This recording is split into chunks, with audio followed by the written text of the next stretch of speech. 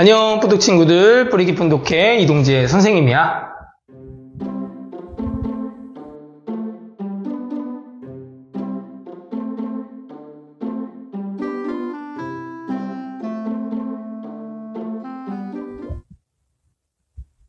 자, 여러분 이번 시간에는 우리 지난주에 전쟁 배웠죠? 어떤 전쟁? 임진왜란, 그치? 자, 임진왜란 이후에 변화된 국제 상황이 어땠는지 이번 영상에서 한번 얘기를 좀 해보도록 할게요. 자, 임진왜란은 누구와 누구의 싸움이었을까? 그쵸? 다들 알죠? 조선과 일본의 싸움이었습니다. 자, 당연히 전쟁으로 인해 두 나라의 피해는 엄청났을 거야. 자, 근데 우리가 굳이 따지자면요, 전쟁의 피해가 훨씬 더 컸던 곳은 조선입니다. 이유가 뭐겠어? 전쟁이 어디에서 일어났거든? 일본이 아닌 조선에서 일어났기 때문에 조선의 피해가 조금 더 컸겠죠. 그쵸? 자, 그러면은 이 전쟁이 조선에 남긴 상처는 무엇일까? 어마어마했겠지? 자, 정치, 경제, 각종 제도, 사회 질서 등 나라 운영의 밑바탕이 되는 것들이요, 통째로 흔들렸을 겁니다. 구체적으로 이야기를 해볼까? 인구수 어떻게 됐을까? 사람 수 크게 감소했다고 합니다. 알아본 바로는요, 외란 직전에 조선의 인구가 1100만 명 정도 됐다고 하는데 전쟁으로 인해 770만 명 정도로 줄어들었다고 해. 정확한 100% 정확한 과학적인 수치라고 볼 수는 없겠지만 어쨌든 너희들 이것이 보여주는 게 뭐야? 전쟁이 엄청난 인명피해를 불러왔다. 많은 사람들이 죽거나 다쳤다. 알 수 있죠? 자, 뿐만 아니라 백성들이 먹고 살려면 너희들 농사를 지어야 되는데 농사 지을 땅도요, 100이라 치면 60, 70밖에 안 남았어. 3분의 2가량이나 망가져 버리게 된 겁니다. 60, 70이 남은 게 아니죠? 3, 40이 남은 거겠죠. 그쵸? 3분의 2 정도가 망가져 버렸으니까. 자, 또 토지 문서나 호적 문서 대부분이 불에 타버려가지고요, 전쟁이 끝난 뒤에도 한동안은 조선 정부가 세금을 제대로 거둘 수가 없었대요. 나라에 돈이 없는 거야. 자, 그래서 돈이 부족해진 조선 정부가 꺼낸 카드가 뭐였습니까? 그치, 공명첩이야. 공명첩? 어디서 들어봤는데? 자, 지난 근자감 영상에서 우리 신분제도 설명할 때 너희들 공명첩에 대한 이야기를 잠깐 했을 거야, 잠깐. 뭐였지? 곡식이나 돈을 바치는 사람에게 조선 정부에서 관직 임명장을 줌으로써 신분이 어떻게 되는 거야? 높아지는 거지. 실제 관직을 주는 건 아닙니다. 그냥 이름뿐인 관직을 주는 거야. 그래서 공명이야. 빌공자의 이름 명자, 비어있는 이름, 거기다 이름만 써서 주는 겁니다. 자, 근데 관직을 받고 안 받고가 중요한 게 아니라 이 공명첩으로 인해서 신분이 높아졌다. 양반 수가 많아졌다. 이게 이제 나중에 문제가 된 거지. 너도 나도 다 양반이 되니까. 어찌되었든 간에 조선은요, 전쟁 이후 이 공명첩 등을 통해서 나라 재정을 겨우겨우 메워나가기 시작했다.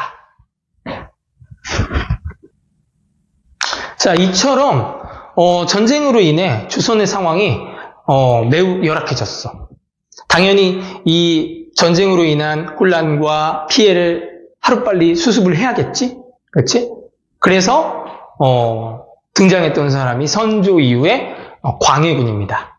너희들 수업 시간에 이 광해군 이야기를 조금 해보도록 할 겁니다. 자, 어찌됐든. 자, 그러면은 너희들 조선과 맞붙었던 바다 건너 일본의 상황 어땠을까? 일본도 전쟁을 치렀기 때문에 상황이 안 좋기는 매한가지야. 자, 하지만 그들은 전쟁으로 인해 얻은 것도 꽤 많았다고 합니다. 자, 지금도요, 일본에선 임진왜란을 도자기 전쟁이라고 부른대요. 도자기 전쟁? 왜? 전쟁 때요, 사람들이 뭐 죽기도 하고 다치기도 하지만 포로로 잡혀가기도 해. 자, 이때 일본으로 잡혀간 조선인들 중에 도자기를 잘 만드는 도공들이 있었나 봐. 이 도공들을 통해서 일본의 도자기 문화가 어떻게 된 거야? 크게 발달한 겁니다.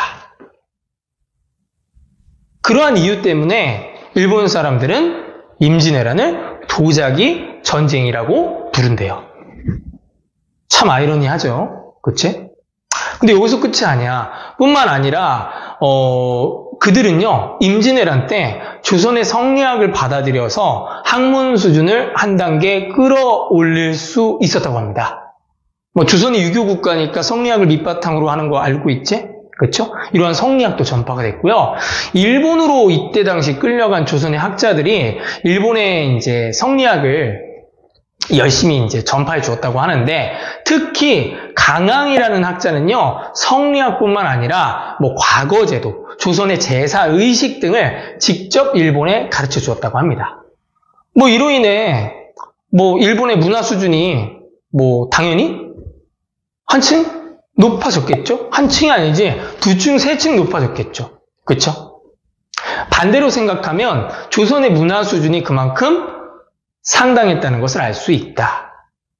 자, 이런 조선의 문화 수준을 알게 된 일본은요, 얼마 뒤 정권이 바뀌고 조선의 화해를 요청했대요. 조선은 받아들였을까, 안 받아들였을까? 받아들였다고 합니다. 놀랍게도. 자, 그 뒤로 끊어졌던 조선과 일본의 교류가 다시 활발해졌다고 합니다. 이때 이제 조선과 일본을 오가던 사절단 역할을 했던 사람들이 누구냐? 조선 통신사입니다. 통신사. 통할 통자입니다. 조선과 일본을 통한다. 우리 조선에서 일본에 보낸 사절단이야. 평화의 상징이기도 합니다. 뭐 그 이야기는 나중에 기회가 되면 자세히 좀 해보도록 하고요. 자, 조선과 일본의 이 전쟁, 이 조선과 일본 말고도 전쟁에 참여한 나라가 하나 더 있었는데 어딜까? 그치, 바로 중국의 명나라입니다. 자, 임진왜란이 끝난 뒤에요, 명나라는 하루가 다르게 기울어가기 시작합니다.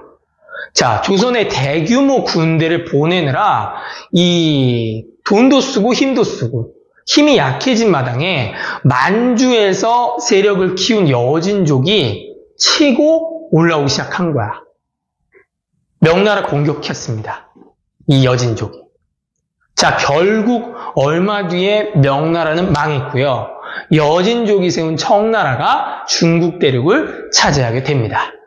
국제 정세가 확 바뀌기 시작한 거지. 자, 이렇게 조선과 일본, 명나라 전쟁 직후의 상황에 대해서 살펴봤는데, 임진왜란의 여파가 조금씩 잦아들고 안정을 되찾을 무렵 조선에 또 하나의 문제가 생기게 됩니다. 방금 얘기했죠. 만주에서 힘을 키운 여진족. 얘네들이 나라를 세웠지. 처음에 후금을 세웠다가요, 나중에 나라 이름을 청나라로 바꿨어. 얘네들이 조선에 쳐들어오게 된 거야. 자, 이 사건을 북쪽에 오랑캐가 쳐들어왔다고 해서 우리가 호란이라고 부릅니다. 오랑캐 호자에 어지럽힐 란자인데, 자, 그러면 우리가 이번 주에 공부할 호란은요, 총 2개입니다. 2개의 사건이야. 첫 번째, 정묘호란이고요. 두 번째, 병자호란입니다. 자, 이 중에서도 조선에 아주 큰 변화를 가져다 준 전쟁이 바로 병자호란입니다. 자, 그래서 이번 주에는 이 병자호란을 중심으로 자세한 이야기를 해볼 거니까 책 잘 읽고 수업에 참여해 주시면 참 좋겠습니다. 자, 오늘도 영상 보느라 수고 많았고 수업 시간에 만나도록 합시다.